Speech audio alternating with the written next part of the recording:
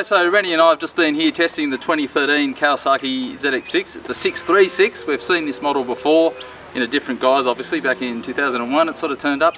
It went away, and now it's back. It's designed more or less as a 600 Supersport weight and size bike with a little more mid-range, and it's not a full-on sports bike. It is designed to be a little bit softer. Rennie, what do you reckon? Have they done the job? Yeah, it's going to be a great road bike. Considering, you know, the super sport category these days is probably a little bit more hard edge than what people really want.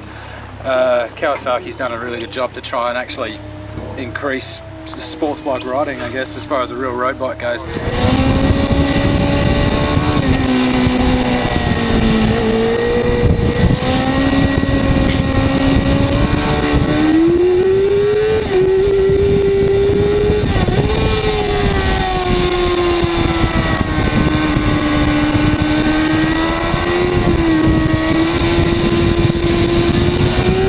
The suspension on this bike is a bit softer than what you'd expect from a 600 Supersport bike. Think it works though?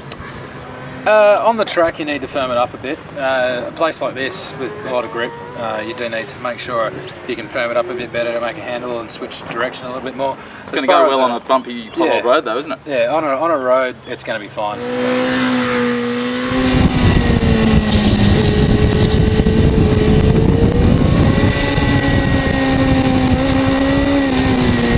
The main gist of it is that it's a middleweight sports bike with suspension that can cope with real world living, which, you know, in Australia means pretty crap roads. So for once, you know, I'm excited about getting on a sports bike on the road. That doesn't happen as much as it used to. I'm getting older. Does it make you want to get back on the road on a sports bike? Yeah, like you look at a GSXR 750 and that's long been regarded as probably the best road sports bike you can get.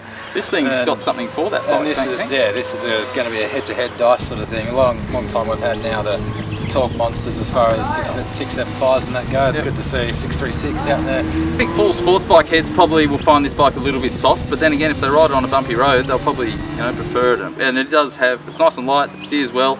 Once we firmed up the fork, pretty much everybody did that. We went about half a turn on compression and rebound, and a little bit more preload as well. Everyone just gave us better feel and felt better on the brakes. But one thing, when we were out there having a bit of fun together before, we both noticed the tyres going off. It was just easy, like you really did feel it was coming on. The other thing that I really like is the traction control. I think it works a lot better on this bike than it does on the ZX-10. What do you reckon? Well, definitely. I did a back-to-back test on it, and I'm not a fan of the ZX-10's traction control, never have been. This is a similar system to what you have on the ZX-14, so it's and it's not quite as abrupt. Between 1 and 2 on the ZX-10, it's too much. It's either too much or not enough. Whereas this is really good. On 3, which is the most intrusive, you know it's working, but it doesn't piss you off. So for all of you saying, I don't need that, then yeah, maybe you don't, but it is fun and it can help you ride faster and safer, which is good. Well, the thing is also, even if you don't need that, it's here now, so get used to it. Yeah, deal with it. Exactly. Overall though, it's still a 600. Like don't mistake it for having a torque of 1,000. You still haven't read it.